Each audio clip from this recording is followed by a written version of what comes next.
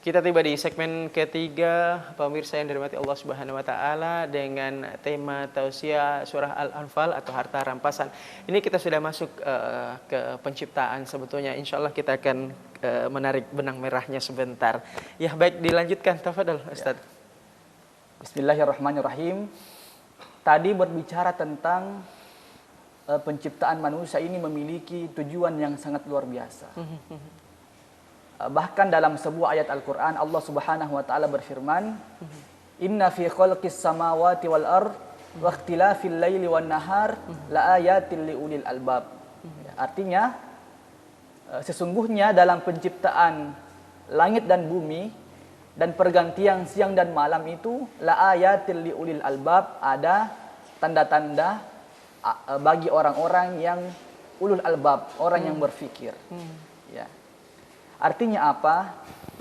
Tentang penciptaan manusia ini, penciptaan alam, penciptaan semesta ini menyimpan tanda-tanda, menyimpan sebuah pelajaran yang menuntut kita untuk menggalinya agar kita mampu mendapatkan kebijaksanaan, pengetahuan di dalam tanda-tanda itu. Ya.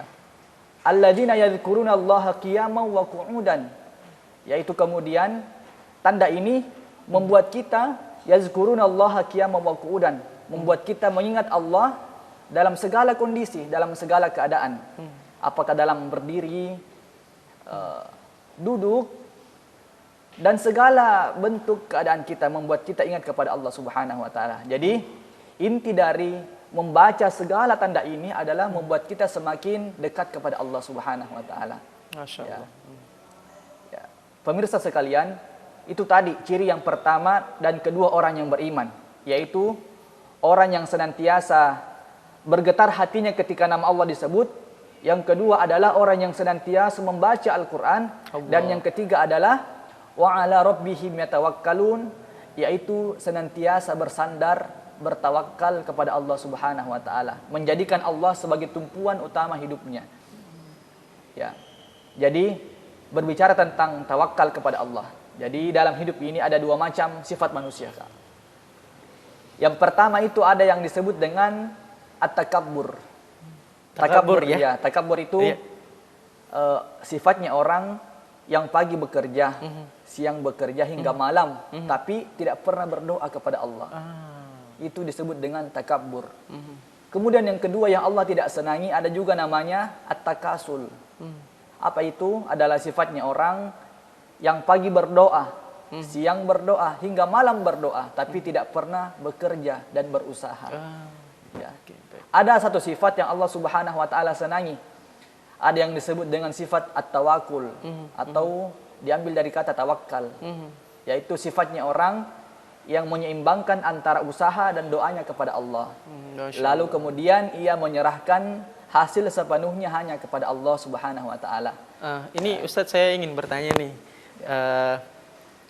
Mengenai tema kita kan ini kan harta rampasan. Saya penasaran banget sih sebetulnya ini dengan harta rampasan ini. Kemudian ada penjelasan sisipan yang memang ini luar biasa sekali ya. Namun saya masih mencari-cari nih. Pemirsa mungkin masih mencari-cari juga benang merah dari apa yang sekarang diutarakan, diuntaikan, seperti itu diekspresikan, ditausiah sudah di segmen ketiga ini. Dan untuk relevansinya, ya, relate-nya itu harta rampasan ini dengan Al-Anfal, dengan perjalanan dari tausiah Ustadz ini seperti apa itu? Ya, dalam Al-Quran itu penamaan surahnya itu banyak faktornya. Di antaranya yaitu mengambil tema umum yang terkandung dalam surah itu. Di dalam surah Al-Anfal ini banyak ayat yang turun berkenaan dengan suasana perang di waktu itu. Ya. Dan diantaranya tentang bagaimana hukum tentang harta rampasan yang diambil ketika perang tersebut. Ya. Jadi itulah sebabnya ayat pertama dari surah ini, tadi kan saya bahas ayat kedua dan ketiga. Ayat pertama dari surah ini adalah yas'alunaka 'anil anfal. Mereka bertanya tentang harta rampasan. Ya. Qulil anfalu lillahi war rasul. Katakan bahwa harta rampasan itu lillahi war rasul, untuk Allah dan Rasulnya. Jadi yang paling pertama tujuan atau bagian dari harta rampasan itu adalah kita serahkan di jalan Allah Subhanahu wa taala. Lalu barulah di ayat kedua ini disebutkan bahwa ciri orang yang beriman kepada Allah itu seperti apa. Jadi ada kaitan dari ayat pertama tentang menyerahkan harta rampasan itu kepada Allah. Lalu kemudian ayat kedua menjelaskan tentang ciri-ciri orang yang beriman kepada Allah Subhanahu wa taala. Jadi ini, Masya Allah. kalaupun kita mau baca lebih dalam tentang harta rampasan dan pembagian-pembagiannya, bisa kita baca di surah Al-Anfal ini. Apalagi di ayat-ayat akhir itu fokusnya tentang kondisi perang, tentang aspek-aspek yang berkaitan dengannya, dan juga tentang pembagian-pembagian harta rampasan ini. Oke, kita tahan dulu Ustadz ya. Ini sudah mulai ada benang merahnya ya pemirsa. Kita akan kembali usai jeda berikut ini. Tetaplah bersama kami di Tapari Tausiah pagi hari.